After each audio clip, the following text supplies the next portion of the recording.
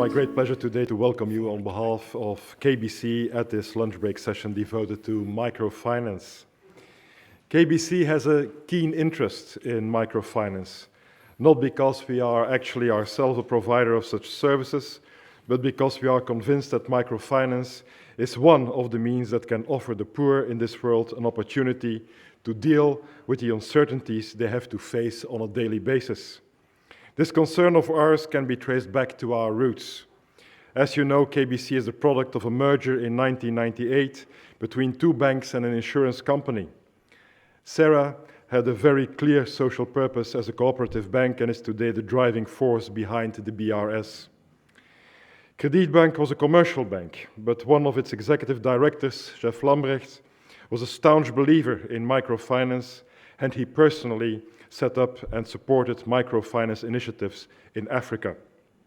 KBC, up to this day, is a firm supporter of BRS, not just through financial sponsorship, but also because a surprising number of our employees act as volunteers supporting the projects chosen by BRS. An increasing number of retired professional KBC bank and insurance specialists are now traveling the globe, offering their expertise to further microbanking and microinsurance initiatives in Africa and South America. KBC is also one of the main contributors to the Close the Gap initiative and has already donated many thousands of used PCs to this organization. Today's theme is close to our heart because it touches upon a question that also continuously occupies our mind as a bank insurer in first world countries. Today's theme is the customer. And as you are well aware, the banking crisis in the West has raised questions about banks' ability and willingness to act on the customer's best behalf. And similar concerns have been raised about microfinance practices around the world. For instance, in India, where microfinance actually has become big business and where the basic principles proclaimed by Muhammad Yunus of Grameen Bank now often seem only a very far cry. It is clear that when microfinance providers do not put the customer and his needs and capacities first, they will fail at being a lever helping to lift the poor out of poverty. They will only compound the problem and become part of the problem. I would like to introduce our first speaker of this lunch break, Mr. Tilman Ehrbeck. Mr. Tilman Ehrbeck is the CEO of CGAP.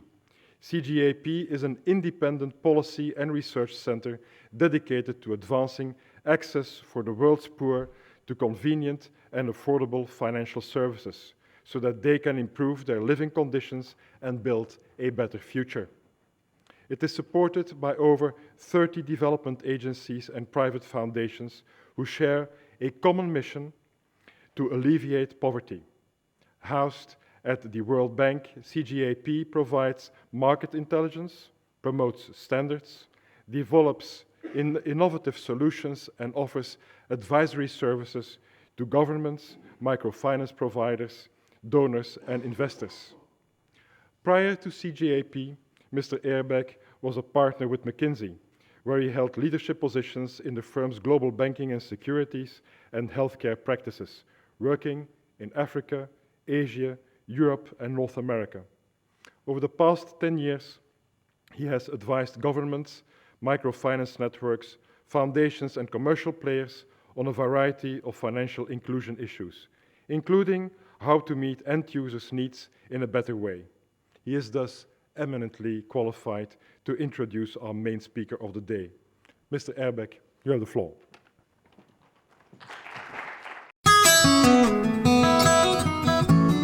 It's a great privilege to be in Brussels.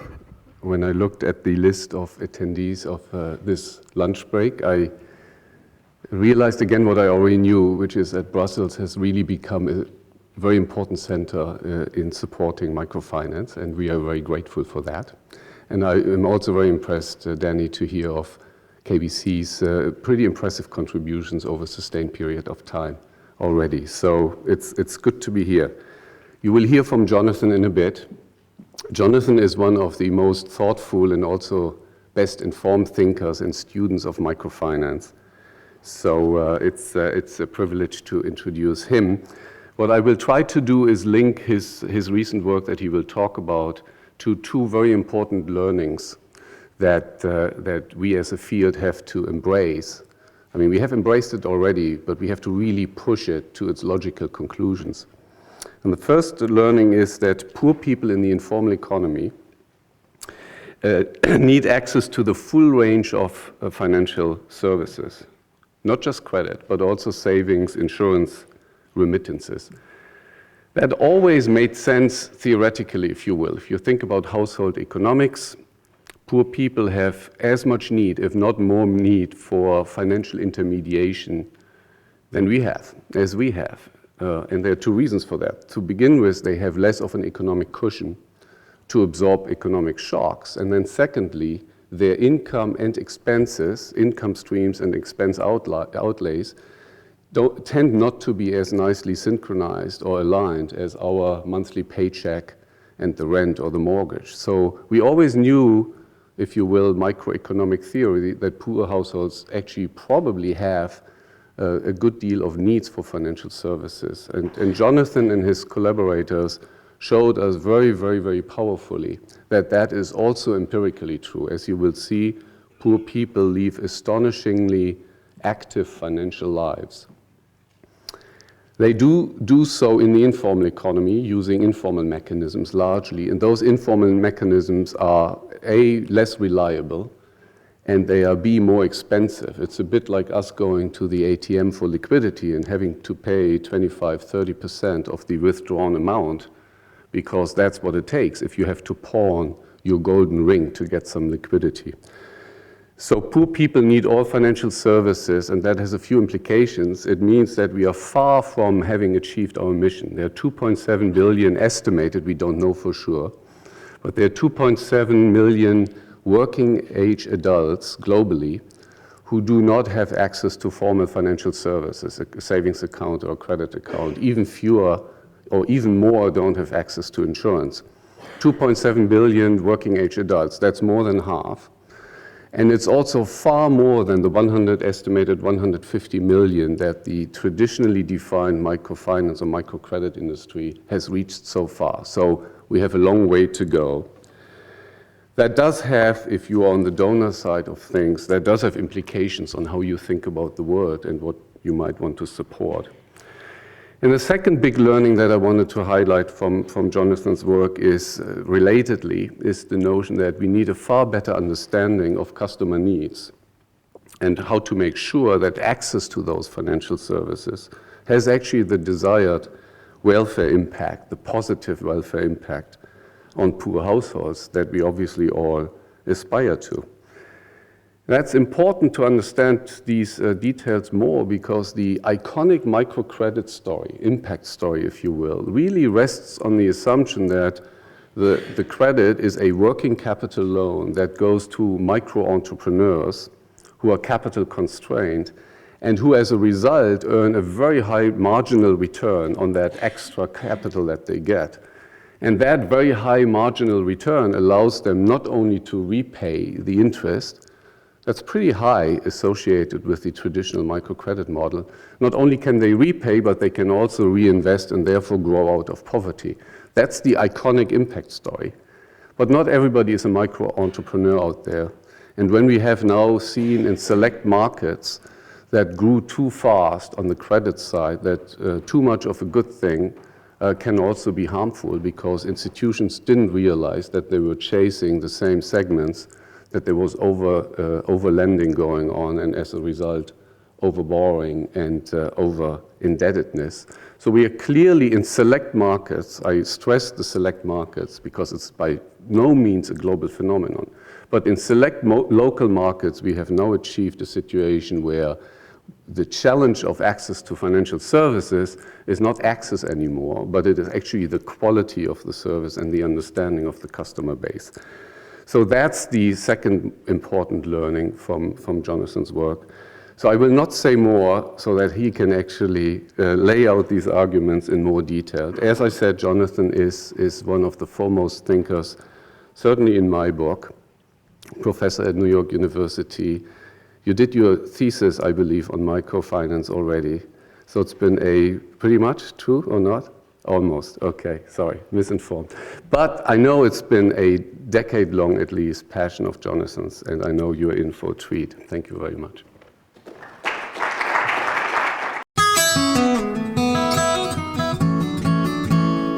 It's really a pleasure to be here in Brussels. It's a special place for thinking about microfinance and new ideas. This has been a place where every time I come to Brussels, I feel energized by kind of new experiences, new perspectives, new financing vehicles. And so this time has been very much the same way. So it's really a pleasure to be here. I want to thank BRS and KBC for hosting this possibility. And I want to say it's a real pleasure and an honor to be here talking with Tilman Ehrbeck today. Tilman has for a long time been thinking hard about making financial markets work better, and now he is in a position where he's able to push that agenda much further with CGAP, the leading center for thinking about taking this whole sector forward in terms of regulation and technology and financing and impact. There's no other organization which does so many things in important ways. And so I sort of join the universe in being so pleased that Tilman Ehrbeck has now taken on the leadership of CGAP. So at the end of my presentation, I want to, we'll take some questions, and I want to invite Tilman back up to the podium to answer any questions you might have as well. I want to share some perspectives from a book called Portfolios of the Poor, and this book is a collaboration with three other authors, Darrell Collins, Stuart Rutherford, and Orlando Ruthven, and they did a lot of the on-the-ground field work, which I'm going to talk about. And so if there are good things about this book, it is because I've had such extremely good collaborators. It's always the secret of being a successful academic as well as everything else. Pick good collaborators, and this is certainly the case. This book and this project does something very, very simple. So simple that academics hadn't really done it before. Where academics, we always want to do things which are very clever and complicated. And sometimes that gets us to very interesting ideas, but sometimes it leads us away from some very important ideas. And I think this is one of those cases. The very simple question, I think, which has been something that we've had a hard time getting hold of, rests with the kind of data that Tilman was just talking about. It rests with the global information that we have, that we collect, that we report on world poverty. The World Bank reports that 2.5 billion people, 2.6 billion in 2005, were living on under $2 a day per person. Living on $2 a day. And for those of us who don't have to do it, it's hard to imagine how that can even be possible. And because of that, we make assumptions. It's so far from our lived experience. This is my experience in New York. For $2, I can't even buy a cup of coffee at Starbucks anymore, and a ticket on the subway. So how could you invest in a business? How could you take care of health problems? How could you pay for school fees? How could you live your life on $2 a day? And so this project was about revisiting our assumptions. And our assumptions had been that if you live on $2 a day, then it's probably true that you're living hand to mouth. That when you earn an income, you immediately consume it. You're in a constant struggle, a daily struggle for survival. You're not able to think about the future. That must be a luxury for people who are richer. It's hard to save. And you can't really have much of a financial life. And those are common assumptions that we make, and they're very reasonable assumptions. But this project showed us that more often than not, those assumptions turn out to be wrong. And that was very humbling and very profound for us. And it helped us think about how this beautiful idea that Muhammad Yunus and others brought forward, that we've just been hearing about, microfinance, how we could imagine a new future and a new generation that worked even better for poor households. But that required stepping back and spending time with households. And that led us to a method we call financial diaries. Financial diaries are not diaries that you would write in every day, but a collection of reports on the lives of poor households collected every 2 weeks, trying to understand every inflow, every penny that they spent, that they earned, putting it all together in a structured form. In India, Bangladesh, South Africa, with a small group of households, but really getting to know them well. And we used tools of finance that will be familiar to you, corporate finance, balance sheets, income statements. We used those and we applied them to the lives of these poor families. And that gave us a possibility to understand what it is to live on $2 a day. And this is a family that we got to know in South Africa, to give you a sense of the communities we were working in. We wanted to understand how these families lived, how they seized opportunities, how they coped, how they tried to get ahead. And so this method that I want to share some lessons from is somewhere between the large surveys that academics typically use and the smaller scale anthropological studies. They're somewhere in between. The key features here are that, unlike most studies, they're high frequency, meaning we didn't just go in one time and ask questions. We came back, got to know the families, and as you'll see, that is a very important part of what we did. They're qualitative and quantitative. We actually spent time talking, hearing stories, trying to put together interpretations. But we didn't just follow what households said, we also followed what they did. So one of the tools that we had at our disposal was these accounting statements. And as you know, anyone who's studied accounting, you know, the inflows and outflows have to be reconciled. Or if they aren't reconciled, you know that there's a margin of error. And so we were able to track this. And this was particularly humbling for us. I want to show you a quick graph from work that Daryl Collins did in South Africa. This is the margin of error. And we track it over the number of interviews from 1 to 30. So they happen every 2 weeks. And this is the margin of error. The line there is 0. Everything below it is negative. And over time, you can see, we started off with a huge margin of error. And it was only after 3 months that we really felt confident that the inflows and outflows were more or less matching up within a tolerance span of about 6%. And we saw that just going in and talking one time to families was missing a lot of their action, big, big errors. And that was important in 2 ways. One, the accuracy of the data. When you go in and do what we usually do as academics or researchers is really wide. The inaccuracy is a real problem, but it was more important than that. It was that we didn't see a broad range of activities. We didn't see a lot of informal activities, relationships with friends and moneylenders and others. We completely missed that. And once we saw that, it really changed most everything that we thought about these families.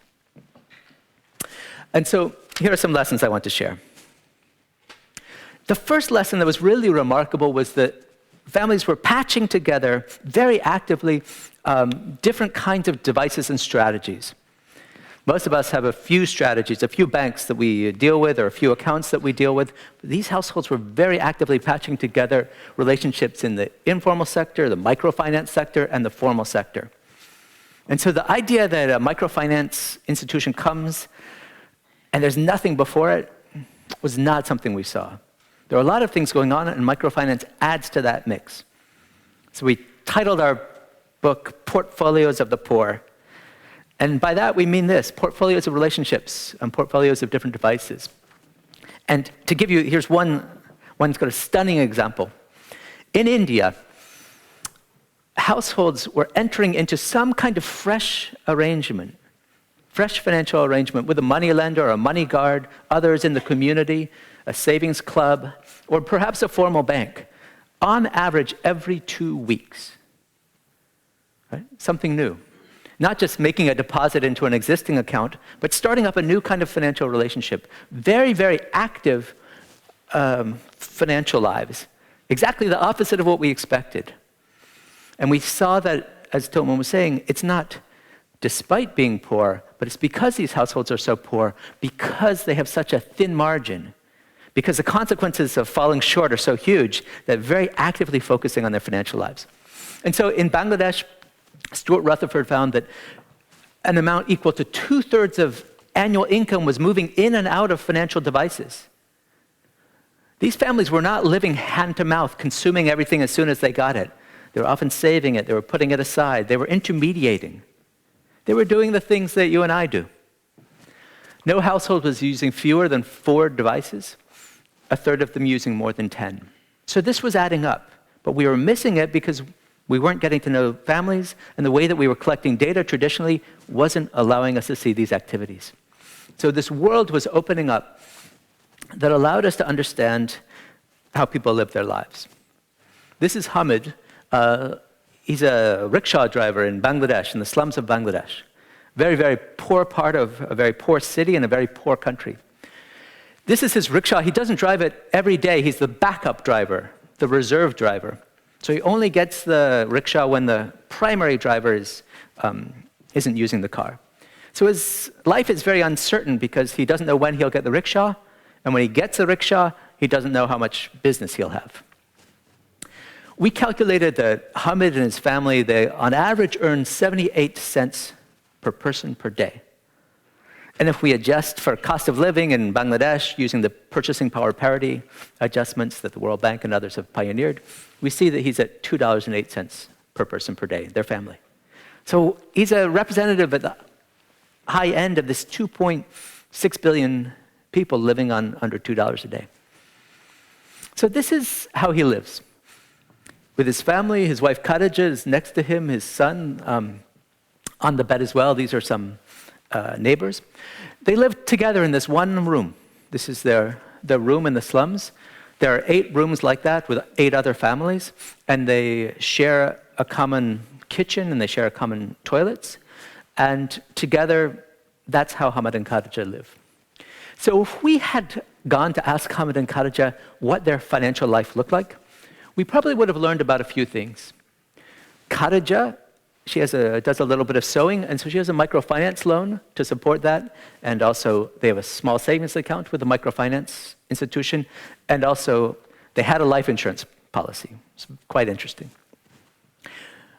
But what we would have missed is a much broader range of activities that really constitute their financial lives.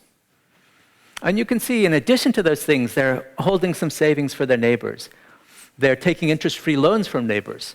They're borrowing a little bit from the shopkeeper and from their landlord. They're actually saving something, asking someone to save money for them. In this case, it's Hamid's employer is holding some money for him. They have a lot of different relationships that are going on. They have quite a rich financial life. And Hamid and Khadija, they're not literate. They don't write any of this down. So you say, how do you keep track of all these things that you're doing? And they said, this is what we think about all the time. This is what keeps us up at night. We are constantly talking about these issues because they matter so much. And the other striking thing that we found about Hamid and Khadija was that if you look at these relationships, quite a few of them are savings devices, right? It's not all about borrowing. A lot of it is about saving in one form or another.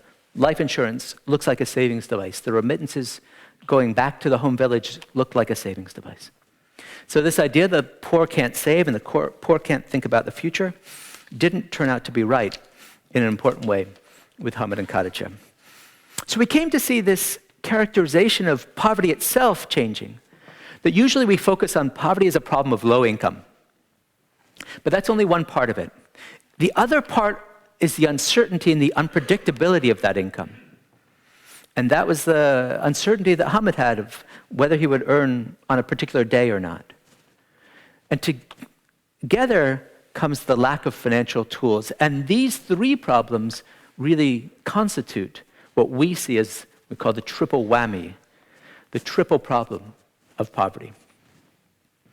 Well, these ups and downs, are familiar if you've been in agricultural settings. It's true here, it's true in India, right? As farmers, sometimes you have the harvest season and you earn a lot of income, and then you have seasons before the harvest where sometimes it's difficult to put cash together.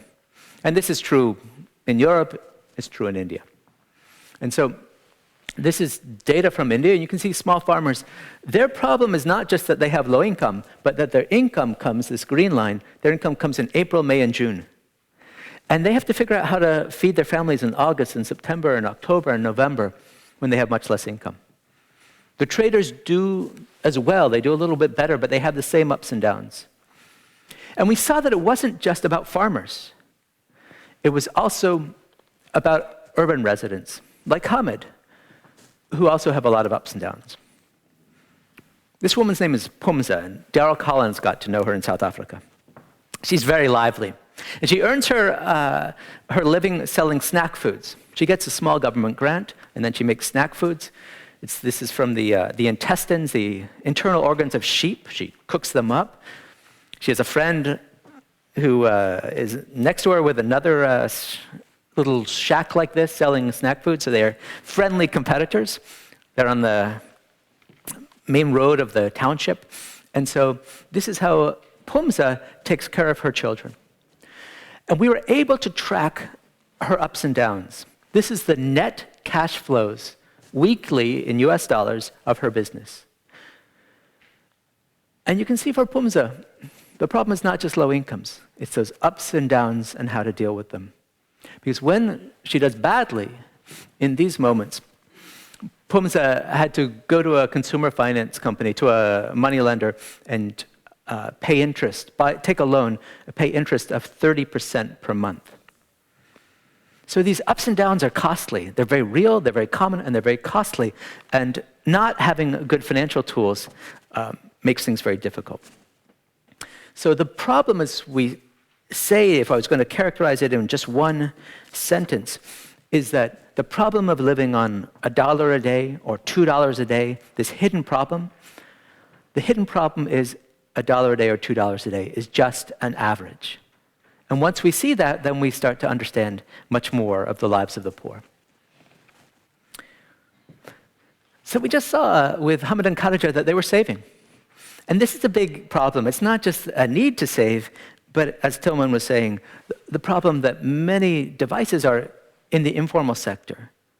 Many ways to save. They're unreliable. They're not always convenient. And money is always falling through your hands, slipping through your fingers. And so the informal sector tends to be inflexible and unreliable. The banks are terrific, but they're often inconvenient. They put up a lot of hurdles. And so this was a really stunning example. Again in South Africa, a woman named Nomsa. She's 77 years old. She's a grandmother. She should be enjoying a quiet life. But her 2 daughters died of AIDS. And so Nomsa, at 77 years old, is looking after her grandchildren. She's looking after her grandchildren, and she knows that she needs to take care of their clothing, take care of their school fees, take care of their needs. She supports them on a government check of $120 per month. And she needs to save up for these expenses. And so this is what she does. This is one of her devices. It's a savings club. She gets together with her friends, and instead of simply putting money under the mattress, together they pool their money and they put it under one person's mattress. Really. And so they commit together, they meet, and they put $9 aside every month. And at the end of the 11 months, they have $99. And that allows them to have a meaningfully large sum of money that they can then use to pay for school fees and clothing and other needs. But it's the structure and the discipline that characterizes so many of the ways that poor households save. Poor households can save, do save, want to save, but they need to do it in particular ways. Just having a savings account often is not enough. You need structure, you need discipline. And we often saw in South Africa that even when people had bank accounts, and Nomsa gets a government check, and that check is wired into a bank account. She has a bank account. That's not where she saves. She saves with her friends this way.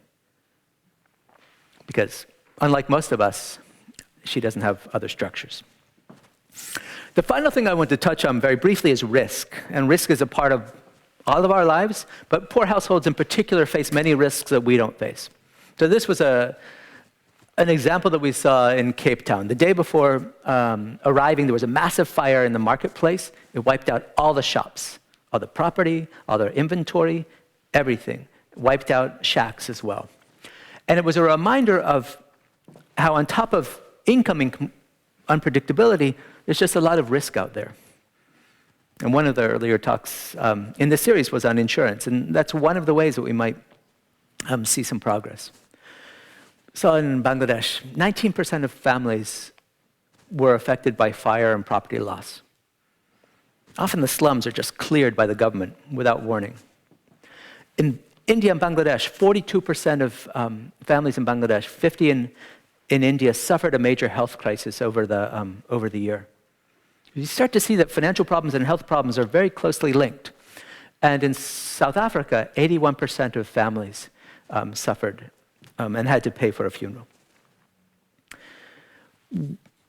These risk problems are particularly hard for households because it means that when they're in a crisis, they have to sell assets, which can be very costly and can then undermine their ability to produce income. Or they take on high interest loans often. Pumza took on that 30% per month loan, or else they draw down their savings. And it's all about needing a device that allows them to pull together the right money at the right moment. And so one last example. Someone that Orlando Ruthven got to know in India, Faisal. Now, Faisal makes his money by selling aluminum pots. He takes that basket, he straps it onto the back of his bicycle, and he goes from village to village selling pots. Okay. Faisal had an accident, and he broke his leg bone. His family income is $36 per month, and he was supporting the family with that money. When he broke his leg, he was not able to continue supporting his family. Because he didn't have the money to pay for a hospitalization, he delayed the treatment for 8 months while he pulled together the money. It ended up just requiring $250 to have his bone reset and to have a hospital stay. $250. That required borrowing, it required drawing down savings, it required going to his son's employer and getting money from the son's employer, and it required going around to relatives. His father had to come in and coordinate. And we saw that the power of a simple hospital insurance project, what it could do in these kinds of circumstances. Often just being able to borrow more easily is enough, but in some cases, devices like insurance are really critical. And so we see that poor households are active money managers, not despite being poor, but because they're poor. We see that living on under $1 a day or $2 a day is difficult because $2 a day or $1 a day is just an average. We see the poor can save, do save. They want to save in particular ways, need to save in particular ways. And poor households face more risks, but they have fewer financial tools. And often, as we see with Faisal and others, solving health problems requires solving financial problems. We don't often think of that because we're often financial experts and we think about that sector, but we have a lot to contribute, I think, to improving health around the world. So very briefly, I want to describe a few ideas that I think can help that are starting to work. And I also want to talk a little bit about Grameen Bank. So a big question, when we see people around the world who are not saving, we always ask, well, is it because they don't want to save, they're too impatient, they have other needs? Or is it because they don't have a good way to save? And so here's one nice example. And this example has been followed by other studies subsequently. This is an example from the Philippines. The Green Bank of Caraga is a commercial bank in the Philippines, and it offers savings accounts to all its customers. And together with a group of researchers, they devised a new product to offer to their customers as well. So it would give the customers a second bank account. This account is called the Seed Savings Account. Save, earn, enjoy deposits is what we call a commitment savings device or a contractual savings device. Right? You have to promise to put in a certain amount in regular intervals, and then you get the full amount when you've met the full contract. This idea takes Nomsa's idea that we were just describing, the savings club in South Africa with Nomsa, the grandmother who was saving for her grandchildren. It takes that idea, but it makes it into a commercial product. So researchers worked with the bank, and they randomly offered this product to some groups, not to others. And when you compare the group that was offered the product to those that weren't, their savings increased, total savings increased by 85%. A really stunning example of the power of a better product delivered through a reliable institution. 34% were using it actively, and people who had demonstrated self-control problems were more likely to be using the device.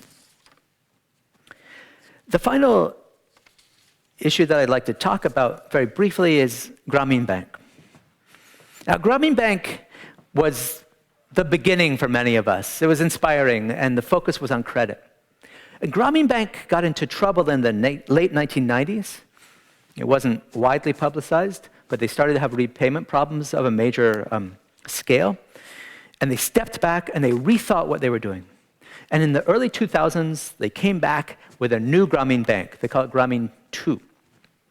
And Stuart Rutherford, my collaborator, went back to a group of families that were Grameen 2 clients to see how they were using it.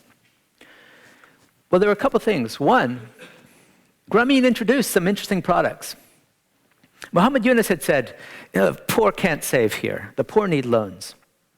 But with Grameen 2, they introduced a wide range of new products, including this one, which is very, very popular. It's a contractual savings device. You have to put in money every month.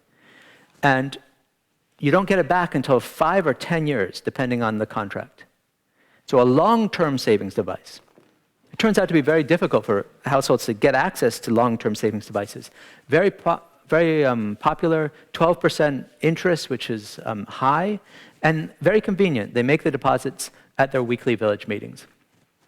Grameen Bank today, now this is the dark blue lines are their total deposits, and the light blue line are the gross loan portfolio. You can see that Grameen Bank today takes in $1.40 for every one in deposits, $1.40 in deposits for every $1 that they lend out.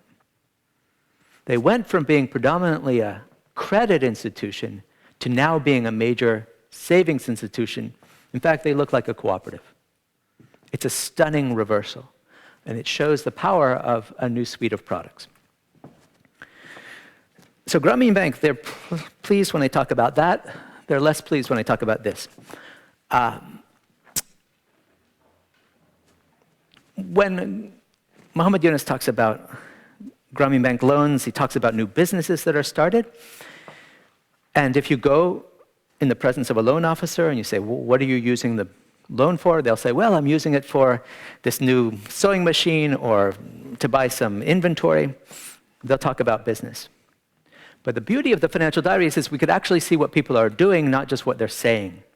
And what we found was that roughly half of the loans are used in productive ways, micro-enterprise, but the other half are not. So a minority of the borrowers are really focusing on micro-enterprise, and a broader group are using loans for a range of purposes. I want to argue that's not necessarily bad, and I want to give you an example in a moment.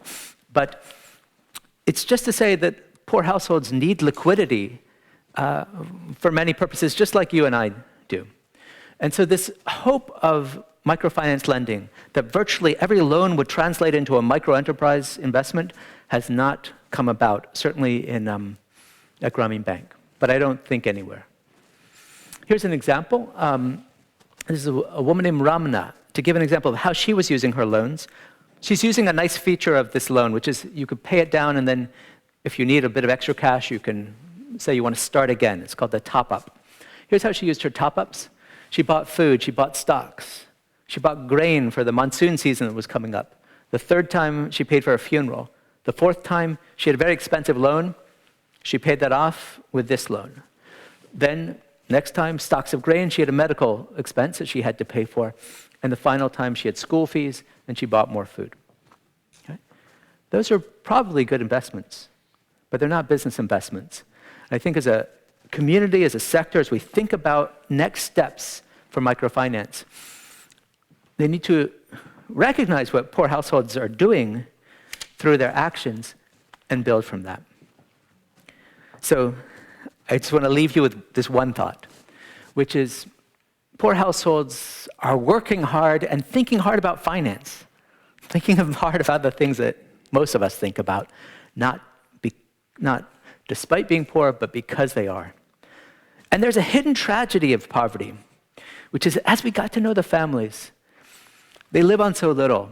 And the tragedy is that they lack the tools, they still lack the tools to make the most of the little that they have.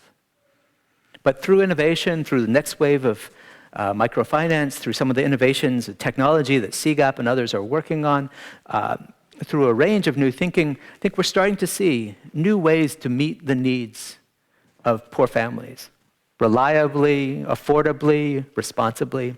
And it's an exciting opening. But the beginning of that is to spend more time listening to customers and understanding what they're really looking for in products and services.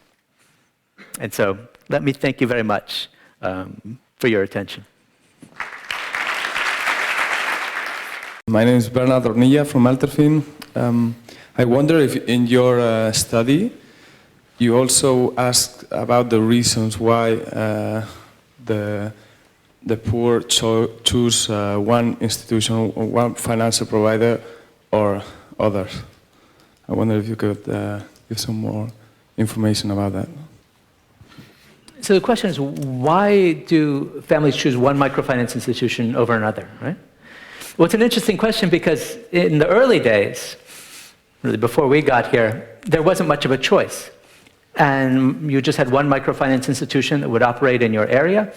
And I think it lulled us into some false sense of security, right? Because that microfinance institution then was a monopolist. And it was much easier for the microfinance institution to work in a very difficult circumstance. The villagers knew that they had to maintain a good relationship, they had to repay their loans, because that was the only choice. Today, we have the opposite problem. Microfinance has become much more popular, and now people are choosing. But what's striking is that they're not choosing between institutions, they're often choosing all of them, right? Which was not what was anticipated. And so we see in India, for example, people borrowing from 1, 2, 3, or more institutions at the same time. And this is a real challenge for microfinance. We're starting to develop credit bureaus and other arrangements. But usually the criteria are size of loan and sort of term of the loan. Interest rates matter, but probably less than size of loan and the term of loan contracts. Because as I said, people aren't choosing so much. My name is Suzy Serneels from Broederlijk Delen, and I was wondering, in the study that you did you also include rural households in your questionnaires? And if you did you see a difference in the way they eke out a living and the kind of services that they have access to as compared to the more urban households that you have worked with? Yes, we did. In every country, we had both rural and urban. And there's a big difference in some ways, which was that in rural areas, of course, farming is a bigger deal. But it's the innovation of Muhammad Yunus and others in rural areas was not to lend for farming, but instead to lend for non-farm enterprise, like a little processing operations often on the side. And so it wasn't such a big difference. But I do think that as we think about urban areas, especially as we work in the slums, we see lots of people who have no interest in running a micro-enterprise. But they still want basic finance that looks like microfinance. They may be a maid. They may be working cleaning beds in a hospital. They may have jobs of some kind.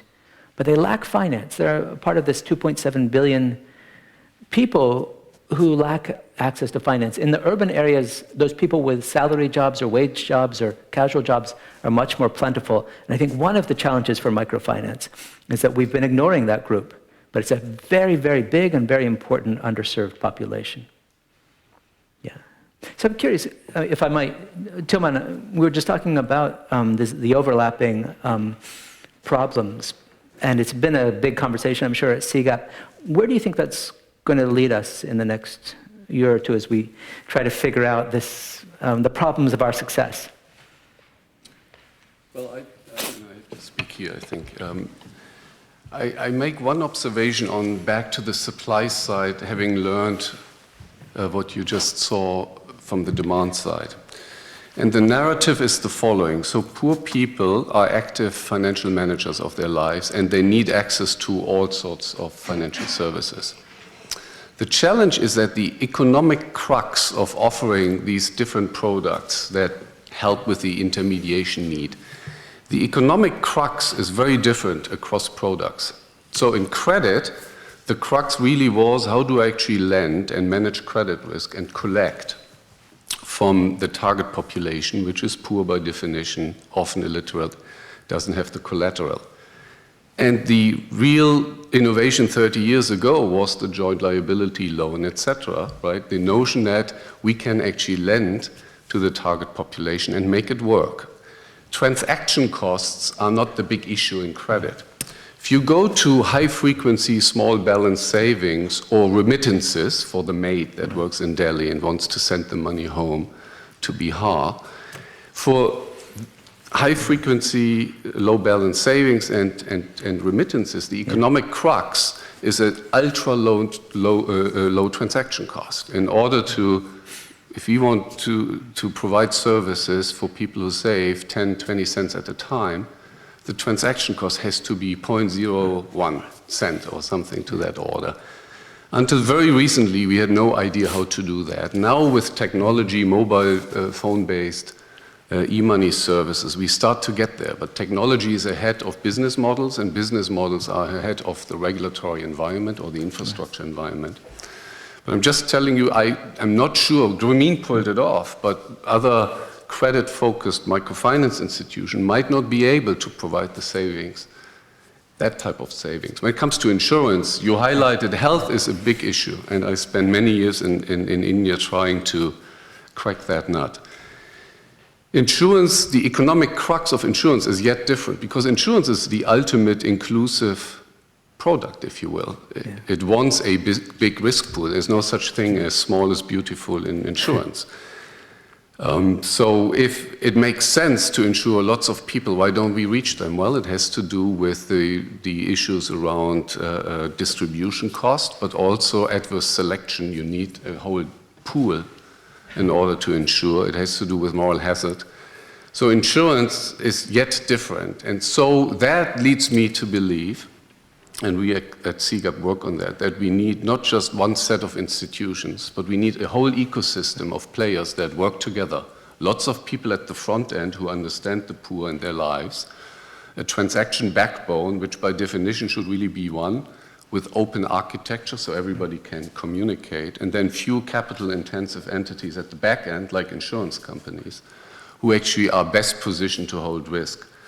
So the new vision goes, for me, beyond new products. We need a whole ecosystem that works for the poor at the base of the pyramid, and then we need the enabling environment that makes all that work. So the agenda is huge, and we are working systematically. We are trying to sort of push the broader community, including all of you, in adopting and pursuing the key elements of this broader agenda that I think is required to achieve what we want, which is that all of the 2.7 billion excluded from formal financial services, which happens to be a number that is suspiciously close to the 2.6 billion that live below 2 billion. And there is a big overlap, but it's not the same. In order for all of them to have access to the financial services we need far more work than an acceleration of the work over the last 30 years. I am Frans Borquin, former member of the board of BRS. My question is, in your opinion, is there a difference between the problems of the poor in the third world and the poor in the developed world, especially the US? I mean, the access to financial services, the social support they get from the government. Is there a similarity?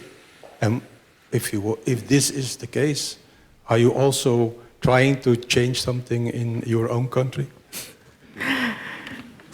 I'm glad you asked that, because 3 months ago I would not have had a good answer. I still don't have a good answer, but I think I have a better sense of how important this is. After Portfolios of the Poor was written, we also had those same kind of questions. And the Ford Foundation that funded this work, and the Citibank Foundation, Citi Foundation, approached us and asked if we would be interested in at least asking those questions in the United States. And so right now, we're putting together a proposal that will ask these same questions in New York City, in Mississippi, in Texas, other places. And my sense now, as I look at the conversation, is one, the richness of these questions in the United States doesn't match the richness on the international scene.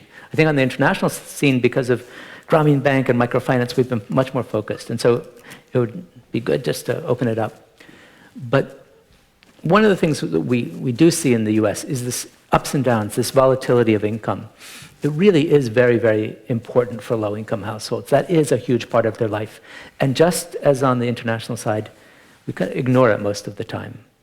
But I expect that that will be a pivotal part of what ultimately, is what we find. Poor households in America have very uncertain incomes, very unpredictable incomes. I'm embarrassed to say they also lack basic health insurance, which is a real problem, and some basic state support. I think we have 40 or 50 million Americans who lack basic support, and I think that the Americans may end up looking much more like our sample from India or Bangladesh than you would find, say, in Europe. But that's the question. Just to add some numbers to this, the FDIC, the deposit insurer, did this survey, robust, and they found that 7% of American households are totally excluded from formal financial services. The real issue is actually underservice, which is coming through to your work as well. And in some ethnic minorities, the degree of lack of access to formal financial service or underservice is between 25 and 40%, they estimate. So the problem is pretty big. That 2.7 billion number that we both quoted, if you look at the world, more or less in the OECD countries, you have the 10% excluded from formal financial services. And in Asia, it's 50%. Sub-Saharan Africa, it's often 80% of the population or even more. So there's an uneven distribution, but it is a global phenomenon. I was wondering, going back to savings, over the period of carrying out this study, the people whom you have interviewed, they were more inclined to go for contractual saving devices, or they were rather preferring voluntary savings? And what is your opinion about the future of those type of savings? Thank you. So most of the families we got to know actually didn't have a microfinance institution with them. They might have had a public sector, a commercial bank. What we saw was that in the informal sector, most of the savings relationships that people would have, or many of them, looked contractual, just like the one I described with NOMSA. But it wasn't a choice, again. They have a portfolio. And so NOMSA would have that going on, as well as having another place where she would just put money in a more flexible way. So I don't think it's an issue of either or. It's a question of needing devices that help you flexibly, plus devices that give you some structure. And I think it's much like our lives. At least for me, I have a regular bank account I can draw on when I go to the store, but I also have a pension, which is very structured and disciplined, and thankfully locks up the money so I can't touch it. So I think the poor are not so different from us. The question is, can these kinds of devices be delivered, as Tilman is saying? I think it also links to the first question, that the choice is a bit depending on what of the available mechanisms, and they are not good enough, but what of those available comes closest to matching the need. And sometimes it's the microfinance institution, sometimes it's the moneylender, because the moneylender is actually extremely responsive. Yeah. It's also quite flexible, because he or she understands when a family is in dire straits. So it's a notion of compartmentalizing in a positive way and say, this I'll do with this institution and this I do with that institution, it becomes closest. And people, I think empirically we know, they don't mix these things up, because they know in one area I need the discipline and in another area I might need the flexibility. My question is, based on what you're saying, is are you expecting people to look at the market offering and select what's best for them?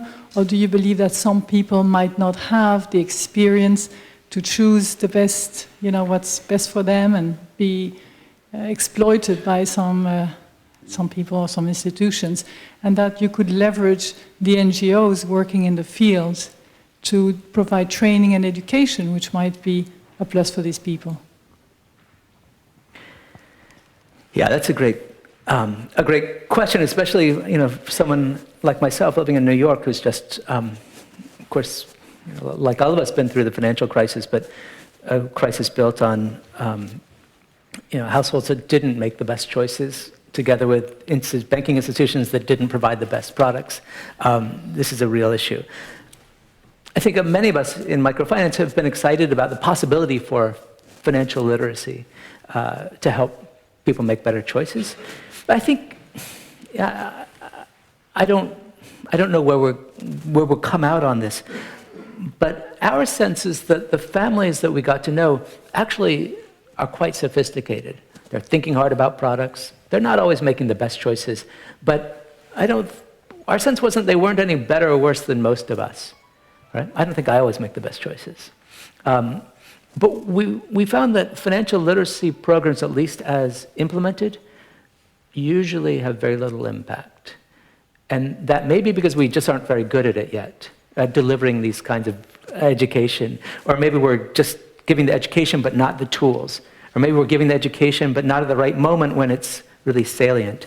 So I think that this is an open set of questions which I think we're still wrestling with, but I think it's been frustrating, because I think a lot of people hoped that financial literacy would answer lots of problems, and it hasn't yet. But I know that CGAP's probably focused on that as well, but my general feeling is that I would love to see a world where NGOs are partners helping with financial education, but the scientist in me says I'd really like to see it proven before we put a lot of money into it. Yeah, I would embrace the starting point, and I think that is important, the starting point of not being paternalistic, if you will, and just accept this reality of poor households in the informal economy being very active managers of their financial lives, and so we shouldn't be too paternalistic. But there are interventions that do work, and they have to be designed quite cleverly. So there's the example of training to micro-entrepreneurs, a randomized controlled trial, where one training was the traditional sort of teach people accounting, and the other training was just giving them a few rules of thumb, like don't mix up your personal finances with your business finances. And that second intervention, which was simple and understandable, had the differences in outcomes measured by income over time were statistically significant. So there are interventions that do work. We are in the infancy of that, though, and we do need partners, obviously, to develop these type of interventions and certainly to implement them. Do you really think those people have a choice?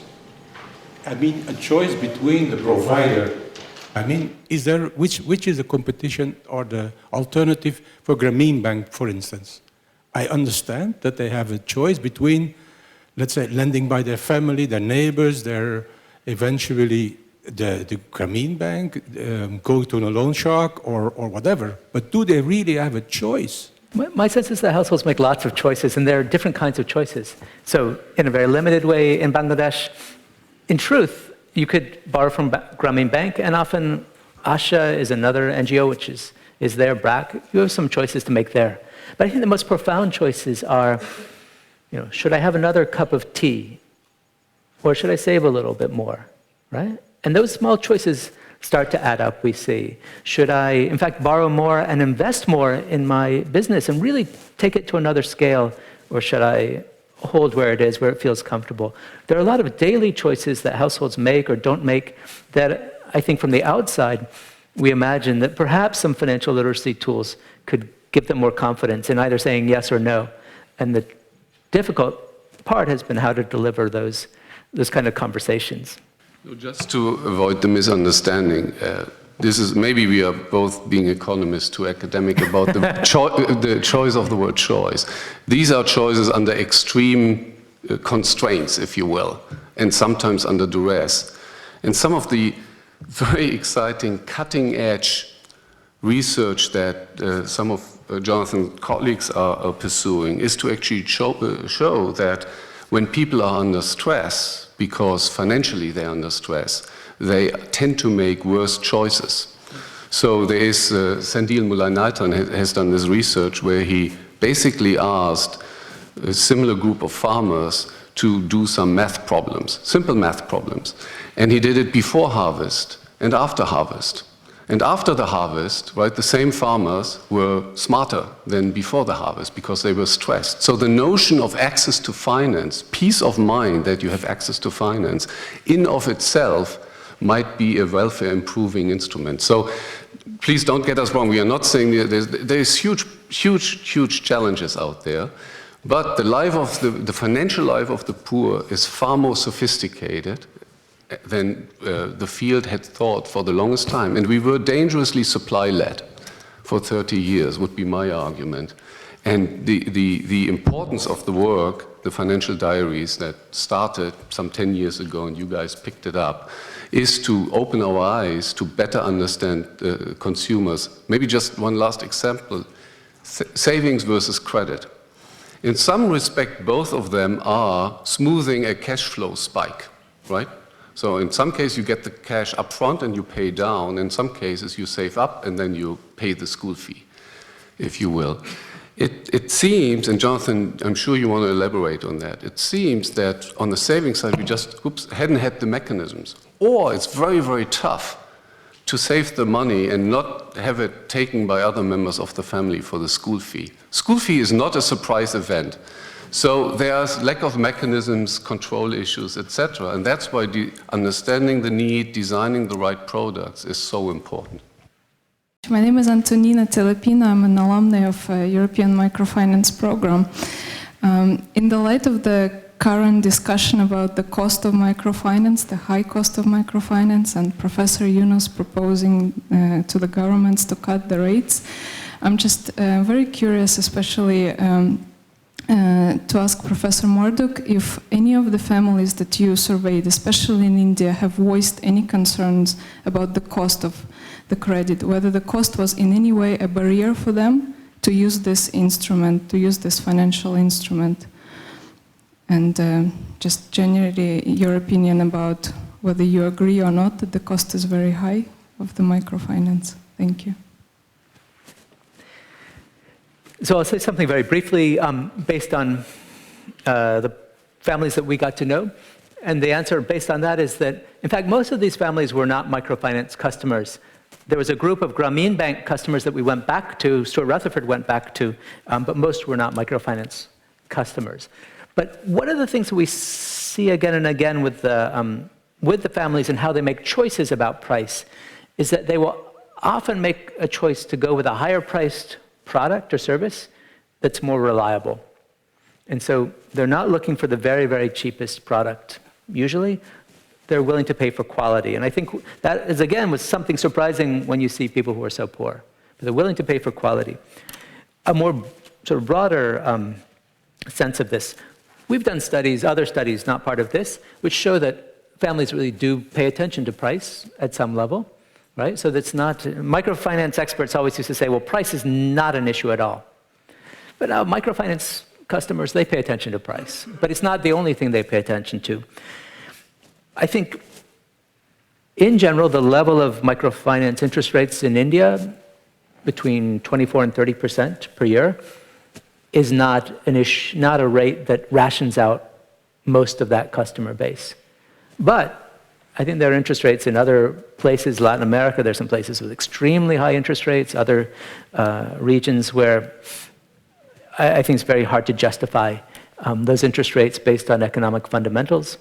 I don't know if they're screening out customers or not, but I do know that for institutions that are claiming to be working in the social interest of their customers, the rates are impossible to justify. But those are the exceptions. I think most microfinance interest rates, especially those in India, I think are in the right range, and if there was a cap in India at 24%, it would effectively shut down those institutions that are focused on the poorest customers. They face the highest costs, they could not reach them at 24%. If you didn't ask that, but I do say it. If you look at the mixed data, which I did recently, it actually so happens that non-for-profit MFIs on average have actually slightly higher yield on the portfolio, which is our best proxy for interest rates.